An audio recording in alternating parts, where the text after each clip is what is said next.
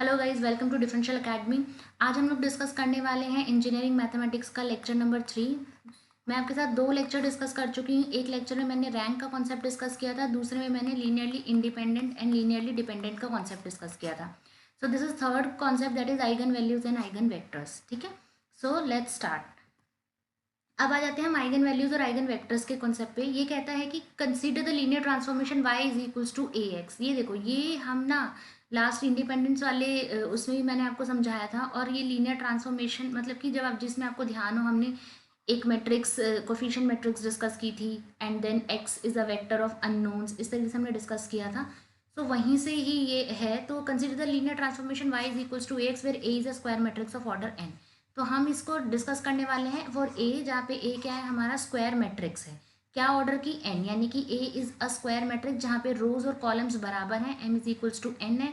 ठीक है, यानी कि ये एन क्रॉस एन की मैट्रिक्स बनाती है हमारी। सो अब हम आइगन वैल्यू का कॉन्सेप्ट क्या कहते हैं। आइगन वैल्यू कहते हैं कि अगर हम मान लो कोई लैम्डा है जो कि अननोन है, जो मुझे नहीं पता, उसके लिए अगर मैं ये सॉल्व कर दूं, determinant of A minus lambda I, where A is the matrix जो मैं आपको दे रही हूँ जिसकी आइगन वैल्यूज निकालनी है, I is the identity matrix. ये आपकी क्या है, आइडेंटिटी मैट्रिक्स है। और उसको हम जीरो के इक्वल रख के सॉल्व करते हैं, तो जो हमारे पास इससे इक्वेशन बनती है उसको हम क्या बोलते हैं, कैरेक्टरिस्टिक इक्वेशन। ये सब मैं अभी क्वेश्चन के साथ समझाऊंगी, इसलिए अभी पहले थ्योरी समझा रही हूँ।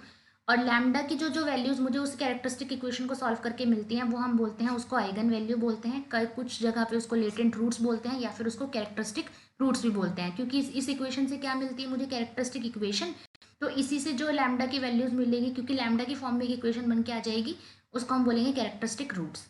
अब आ जाता है, जैसे मान लो कि एन क्रॉस एन है मैट्रिक्स। तो अगर मैं आपको 2 क्रॉस 2 की मैट्रिक्स दे देती हूँ, इसके लिए जब सॉल्व करूंगी तो लैम्डा की दो वैल्यू आएंगी। जितना ऑर्डर होता है उतनी वैल्यूज आती हैं। अब वो वैल्यूज सेम हो सकती हैं, वो वैल्यूज डिफरेंट हो सकती हैं, वो कुछ भी हो सकती हैं। तो अब हम हर एक वैल्यू को रखते हुए, लैम्डा की वैल्यू मान लो पहले 1 आ गई और 2 आ गई, तो 1 को रख के जब मैं अननोन, ये जो अननोन का वेक्टर्स था मेरा, एक्स वेक्टर x1 x2, उनकी वैल्यूज को सॉल्व करने की कोशिश करूंगी। ठीक है, तो उस वेक्टर को, जो ये वेक्टर की वैल्यू आएंगी, उसको हम बोलेंगे या तो आइगन वेक्टर या लेटेंट वेक्टर। क्योंकि आइगन वैल्यू से मिला है इसलिए आइगन वेक्टर, क्योंकि लेटेंट रूट भी बोला जाता है तो इसलिए लेटेंट रूट। ठीक है ना, ये तरीका है। Lambda x is equals to A x minus lambda I x and A minus lambda I into x. इस तरीके से इसको सॉल्व किया जाएगा। ये मतलब आगे भी समझाती हूँ क्वेश्चन के साथ, ये लिखने का वे है एक, जैसे इसको रिप्रेजेंट किया जाता है। आइगन वेक्टर की डेफिनेशन और आइगन वैल्यू की डेफिनेशन क्या है। नेक्स्ट आता है कि अगर मेरे पास n डिस्टिंक्ट आइगन वैल्यू है, मान लो मेरी मैट्रिक्स थी 3 क्रॉस 3 ऑर्डर की, और मेरे पास लैम्डा की वैल्यू, एक लैम्डा की वैल्यू 1 आ गई, एक 2 आ गई और एक 3 आ गई। तो तीनों वैल्यू क्या है, डिस्टिंक्ट, मतलब तीनों वैल्यू क्या है मेरी, बिल्कुल अलग है, एक दूसरे पे कोई मतलब नहीं है उनका। एक की वैल्यू 1 है, एक की 2 है, एक की 3 है। तो इसका मतलब इसके लिए, इनके लिए जो आइगन वेक्टर होंगी ना, वो वेक्टर क्या होंगी, वो भी डिस्टिंक्ट होंगी, वो अलग अलग होंगी। पर अगर बाई चांस आपके पास 3 क्रॉस 3 हो या 2 क्रॉस 2, लैम्डा की वैल्यू सेम आ गई, मान लो ये आ गई 1 1 2, यानी ये दो वैल्यू सेम है, तो हो सकता है यहाँ पे आइगन वेक्टर लीनियरली डिपेंडेंट आ जाए, जो मैंने पिछले डिपेंडेंट और इंडिपेंडेंट समझाया था, सेम आ जाए। ये यहाँ पे कुछ भी हो सकता है, ठीक है ना। लेकिन जब अलग अलग है तब आइगन वैल्यू भी अलग अलग, वेक्टर भी अलग अलग आएंगे। लेकिन अगर आइगन वैल्यू सेम है तो हो सकता है अलग अलग आए, हो सकता है अलग अलग ना आए, तो डिफरेंस आ जाता है।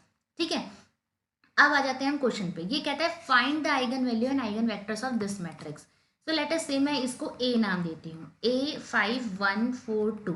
तो मुझे क्या सॉल्व करना है, मुझे सॉल्व करना है determinant of A minus lambda I. ठीक है, ये मुझे सॉल्व करना है।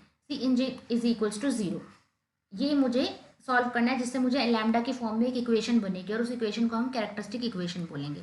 सो ये मेरे पास क्या आ जाता है, डिटर्मिनेंट ऑफ 5 4 1 2 माइनस लैम्डा कोई स्केलर है, ठीक है, स्केलर मतलब कोई नंबर है, इंटू 1 0 0 1। अब आइडेंटिटी मैट्रिक्स आप बोलोगे हम यहाँ 3 क्रॉस 3 की ले सकते थे, देखो मैट्रिक्स कितने की है, 2 क्रॉस 2 की, तो आपको ये भी 2 क्रॉस 2 का ही लेना पड़ेगा। ठीक है, इज इक्वल्स टू 0। तो ये आपके पास क्या आया, ये आपके पास बन के आया ये इंटू लैम्डा, यहाँ पे भी लैम्डा, तो ये हो जाएगा 5 minus lambda then 4, then because ये लैम्डा इंटू 0 0, 4 माइनस 0 4 ही बचेगा, तो 1। ये बेसिक मैट्रिक्स की सोल्यूशन है, ये आप लोगों को आने चाहिए, ये मैं एक्सपेक्ट करके चल रही हूँ आप लोगों से। 2 माइनस लैम्डा, इन केस किसी को नहीं आता है, बेसिक्स में प्रॉब्लम है, तो वो 12th की वीडियोस को क्रॉस चेक कर सकता है। सो ये आ गया आपके पास। अब इसका डिटर्मिनेंट सॉल्व करेंगे। डिटर्मिनेंट सॉल्व किया तो मेरे पास क्या है, 5 minus lambda into 2 minus lambda minus 4, ये आपके पास आ गया। ठीक है, डन, कोई प्रॉब्लम तो नहीं आ रही है इसमें। इज इक्वल्स टू क्या है, 0, ये इसको हमने 0 के इक्वल रखा था। सो ये अब मेरे पास सॉल्व होकर क्या आया, 5 into 2 10 minus 2 lambda minus 5 lambda plus lambda square minus 4 is equals to 0। And ये फिर आगे सॉल्व होकर क्या आ गया मेरे पास, ये इक्वेशन बन जाएगी मेरी lambda square minus 7 lambda plus 6 is equals to 0। This is called the characteristic equation. इसको हम क्या बोलते हैं, कैरेक्टरिस्टिक इक्वेशन बोलते हैं। ठीक है ना, ये क्या है मेरे पास, कैरेक्टरिस्टिक इक्वेशन। अब इसको स्प्लिट कर दो, ये क्या है, हमारी ऑर्डर 2 की क्वाड्रेटिक इक्वेशन है। इसको स्प्लिट कर दूंगी मैं, 10th क्लास में सिखाते हैं, फैक्टराइजेशन मेथड सिखाते हैं। तो इसको स्प्लिट करके मेरे पास क्या आया, ऐसे दो नंबर ढूंढो जिनको मल्टीप्लाई करो तो 6 आ जाए और सम करो तो -7। तो वो दो नंबर मेरे क्या हो जाएंगे, -6 और -1। मैंने इसको स्प्लिट करके सॉल्व किया तो ये हो गया lambda common, lambda -6 -1 lambda -6 is equals to 0। So lambda is equal lambda -1 into lambda -6 is equals to 0। ठीक है, तो दोनों को 0 के इक्वल रख के एक लैम्डा की वैल्यू 1 आती है और दूसरे लैम्डा की वैल्यू 6 आती है। तो आपके पास दो आइगन वैल्यूज मिल गई, 1 और 6। सो आपने कैरेक्टरिस्टिक इक्वेशन सॉल्व कर दिया, आपको कैरेक्टरिस्टिक इक्वेशन पता चल गई। कहीं किसी किसी क्वेश्चन में कैरेक्टरिस्टिक इक्वेशन निकालना आएगा तो आप यहीं पे स्टॉप कर देंगे। अगर आपके पास आइगन वैल्यू आता है तो आप यहाँ तक करेंगे, लेकिन हमसे और भी पूछा गया है तो आइगन वेक्टर। तो अब आइगन वेक्टर को सॉल्व करते हैं। Let me rub this first. ठीक है, अब आइगन वेक्टर को सॉल्व करने के लिए हम क्या करेंगे, हम एक एक आइगन वैल्यू उठाने वाले हैं। ठीक है, एक एक आइगन वैल्यू उठाएंगे हम और उसको सॉल्व करेंगे। So let's see.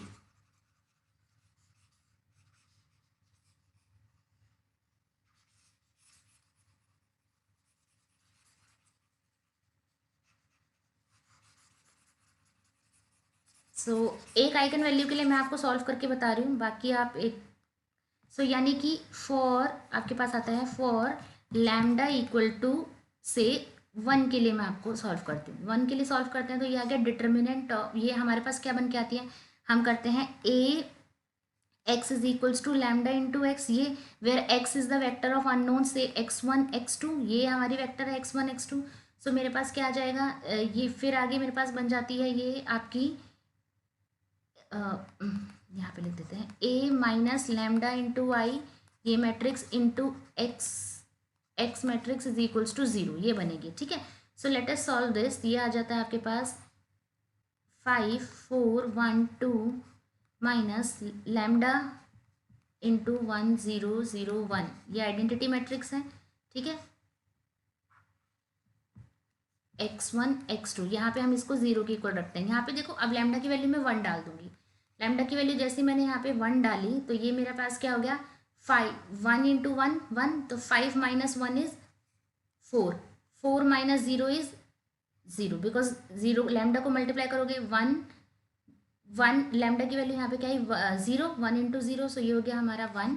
और ये आगे मेरे पास आई होप 1 इंटू 1 1, 2 माइनस 1 1। ठीक है, ये आई आपके पास। I hope I haven't done any mistake here, कोई मिस्टेक नहीं किया मैंने। इज इक्वल्स टू 0, इसको मैंने सॉल्व करके लिखा तो ये आ गया मेरे पास 4x1। Let me check this, oh this is 4, यहाँ पे 4 है।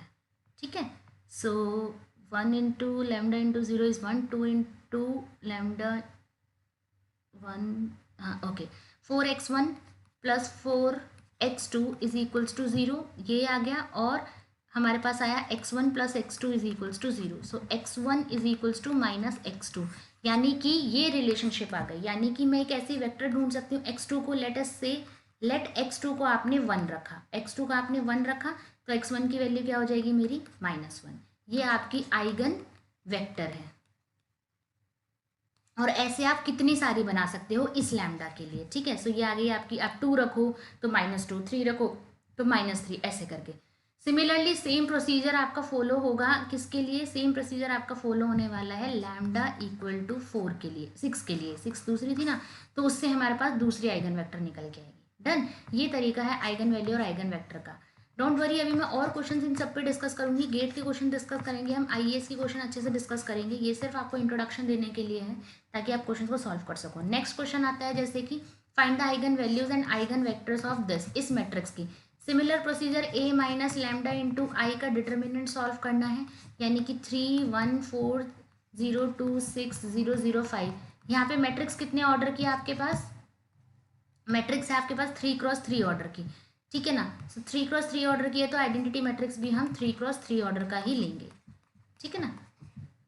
Is equals to 0 and solve this and get the answer. इसके पास आप एक बार इसको क्रॉस सॉल्व करिएगा, 3 2 5 ये 3 वैल्यूज आएंगी। इसका रीज़न मैं आपको देती हूँ कि मैंने बिना सॉल्व करे मैं आपको कैसे बता पा रही हूँ, इसके रीज़न देती हूँ। देखो अब हमारे पास कुछ इंपॉर्टेंट पॉइंट्स आएंगे। इंपॉर्टेंट पॉइंट्स मतलब कि हमारी कुछ मैट्रिसेस होती हैं, जैसे गेट है ना, बहुत ही ऐसे आपको वहाँ पे सॉल्व, जैसे मैंने अपने पिछले दोनों क्वेश्चन सॉल्व करना इस तरीके से सॉल्व करने के लिए नहीं मांगेगा। वो आपको कुछ ना कुछ ऐसे क्वेश्चन पूछेगा जो ट्रिक से हैंडल होते होंगे। सो जैसे देखो फर्स्ट क्वेश्चन या फर्स्ट आता है ये कि square matrix and it's transpose have same eigen value. मान लो मैंने आपको एक मैट्रिक्स दे दी, ये दे दी 1 2 0 1, ये मैंने आपको एक मैट्रिक्स दे दी, ठीक है।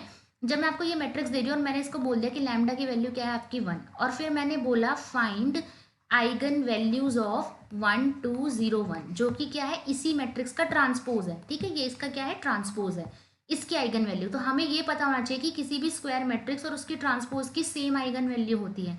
तो हम बिना किसी कैलकुलेशन के देखे हम बोल देंगे इसकी जो आइगन वैल्यूज हैं वो 1 है, ठीक है ना।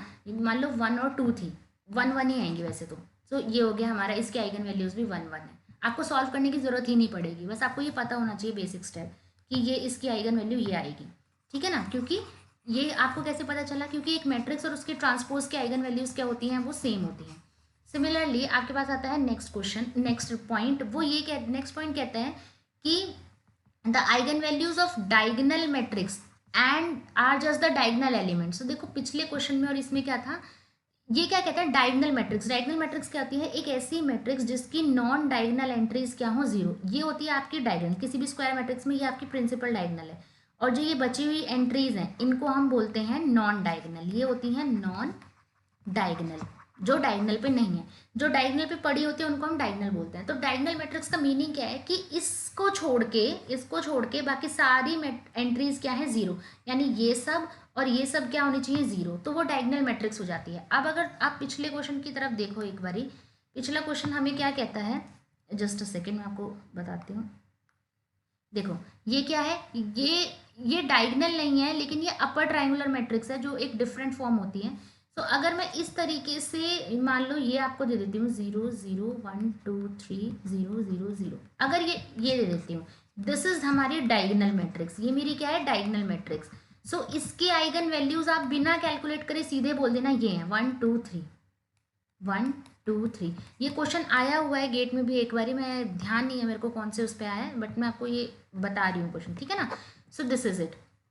ये कहता है डायगोनल का कि कैलकुलेट मत करो, ये डायरेक्ट ट्रिक से लगाओ कि अब जो डायगोनल पे वैल्यूज हैं, सिर्फ डायगोनल पे जो वैल्यूज हैं, क्योंकि बाकी सारी तो 0 है, वो आपकी क्या हो जाएंगी आइगन वैल्यू। अब क्वेश्चन बचे ये पूछते हैं कि इसका मतलब डायगोनल पे जो वैल्यू है वो 0, अगर डायगोनल पे 0 वैल्यू तो 0 आइगन वैल्यू हो जाएगी, ठीक है ना। मान लो ये हो गया 0 2 3, बाकी सब तो 0 है ही। अब इसकी 3x3 की मैट्रिक्स है तो लैम्डा की आपके पास 3 वैल्यू आएंगी, और उन 3 वैल्यू क्या है, एक 0 है, एक 2 है, एक 3 है, ये आपके आइगन वैल्यूज हैं, ठीक है। आई होप ये समझ आ गया होगा। नेक्स्ट क्वेश्चन नेक्स्ट पॉइंट देखते हैं वो क्या कहता है। नेक्स्ट पॉइंट वो कहता है the eigen values of idempotent matrix are either 0 और यूनिटी।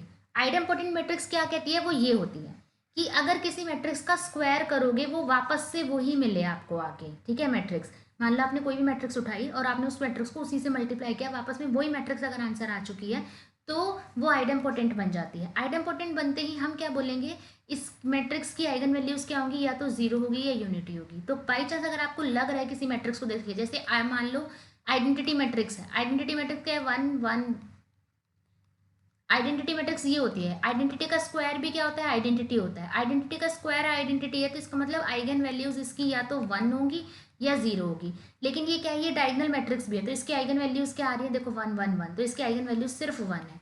सिमिलरली आप नल मैट्रिक्स उठा लो, नल मैट्रिक्स मतलब जिसमें सारी एंट्री 0 है, इसका स्क्वायर करोगे मतलब इसको इसी से मल्टीप्लाई करोगे तो यही मैट्रिक्स वापस में आ जाएगी, इसकी आइगन वैल्यूज क्या है 0 है सारी।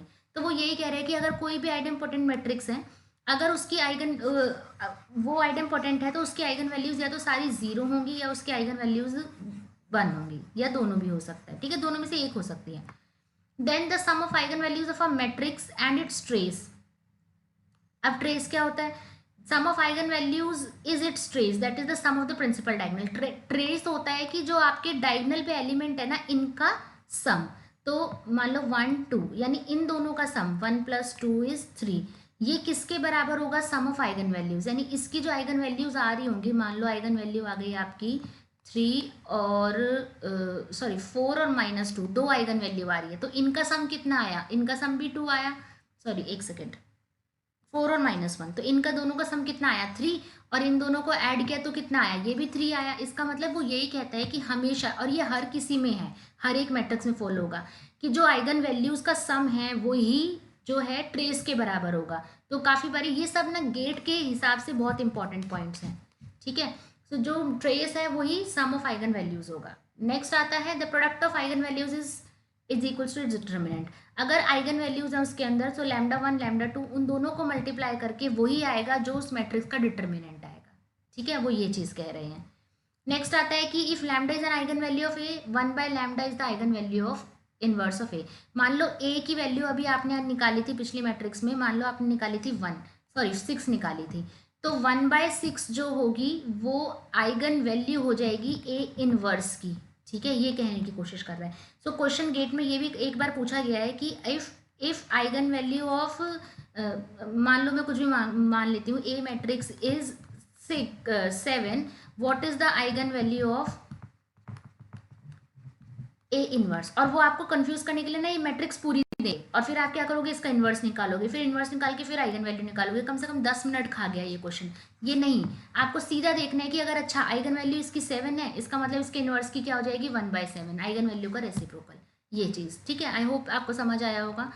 अब हमारा जो नेक्स्ट लेक्चर आने वाला है दैट इज़ ऑन केली हैमिल्टन, जिसके लिए आपको कैरेक्टरिस्टिक इक्वेशन, जो कि हम ये बनाते हैं determinant of A minus lambda I से हम एक इक्वेशन बनाते हैं लैम्डा की फॉर्म में, कुछ इस तरीके से A lambda square plus B lambda plus C is equals to 0। ये कैरेक्टरिस्टिक इक्वेशन इस तरीके से बनती है फॉर 2x2 अगर मैं बात करूँ तो इसको हम डिस्कस करने वाले हैं। सो केली हैमिल्टन मोस्ट इंपॉर्टेंट है, ठीक है, for BTech point of view से and for GATE and all that too. So जो इसे मैंने लास्ट में डिस्कस किया है ना पॉइंट्स, वो प्लीज़ ध्यान रखिएगा, वो बहुत इंपॉर्टेंट पॉइंट्स है, ठीक है। ओके, दिस इज इट, आज के लिए यही है, नेक्स्ट लेक्चर में मिलते हैं। So good luck, goodbye, like and share the video.